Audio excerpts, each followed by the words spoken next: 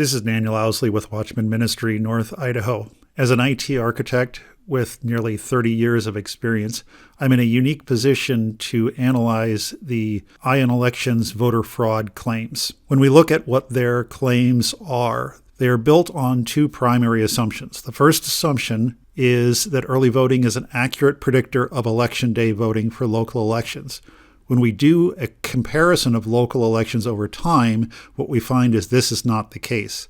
The second assumption that they make is they assume that KCRCC candidates all get the same level of voter support. We also find that that is not consistent over time. In order to come up with their claims, they compare national, state, and local elections with local NIC elections. When we compare only local elections, the claims cannot be substantiated. What we do see is that voter participation in local elections is decreasing. Specifically, we see this around elections that are from 2020 until 2025. Idaho elections assumes that any differentiation from their two primary assumptions, that early voting is an accurate prediction of election day voting, and that KCRCC candidates all get the same level of support, any differentiation from those two primary assumptions proves voter fraud. And this is an unreasonable assumption, as people vote or choose not to vote based on any number of reasons. Here we see Idaho elections' primary analysis, the evidence of statistical anomalies. And really it comes down to this assumption of they claim there's an improbable difference between early and E-Day election results.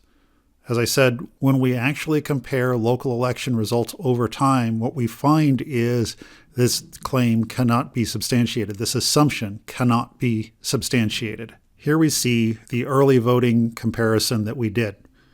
What you'll notice is that all of this data comes from the Kootenai County official results. If you look closely, what you'll notice on the left is the blue line, which represents early voting for the year of 2022. It pretty much mirrors very closely election day voting. As we start moving into 2023, what we see is two different things. Number one, it becomes less predictive of election day voting, but more importantly, it actually gets closer and closer. Those lines narrow as we move forward in time. By November of 2024, what we see is not only are these lines close together, but they also flip. In fact, early voting gets a higher percentage than election day voting. If you look at that W in the red line there, those are the three NIC races, with one candidate getting greater election day results than early voting, and the other two getting less election results than early day voting. And again, it crosses again when we start looking at May 2025 voting.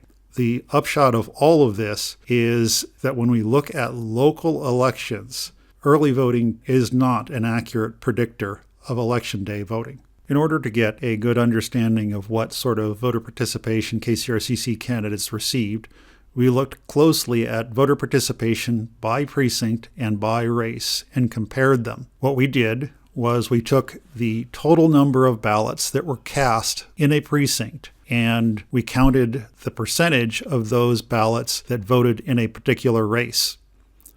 The top light blue line is the sheriff's race.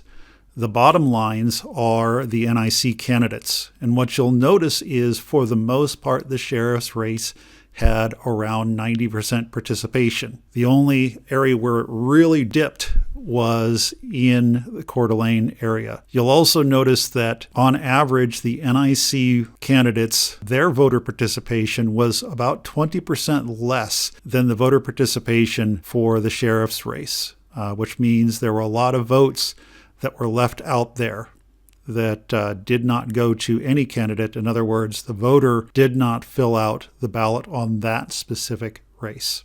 If you look at the 2020 elections, where we compare the exact same set of races, what you'll notice is the gap between participation in the sheriff's race versus the NIC races has actually gotten larger.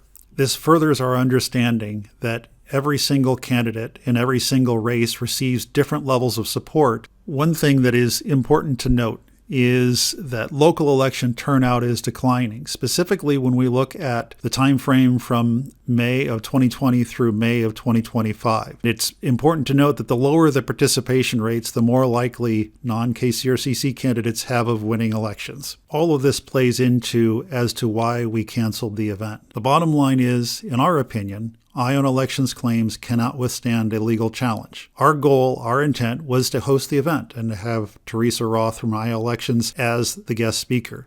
However, the advertisements appeared in a way that the public had the perception that both Watchman Ministry North Idaho and Ion Elections were presenting her information. What this does is it places us in the position of having to be able to support her claims. In fact, we did not see Ion Elections slides and data until Monday, June 9th. As a result, we reviewed their data on Tuesday, and based on the findings, most of which you have seen here, we canceled the event on Wednesday. At the end of the day, it would be irresponsible for us to present Ion Elections claims to which we do not agree.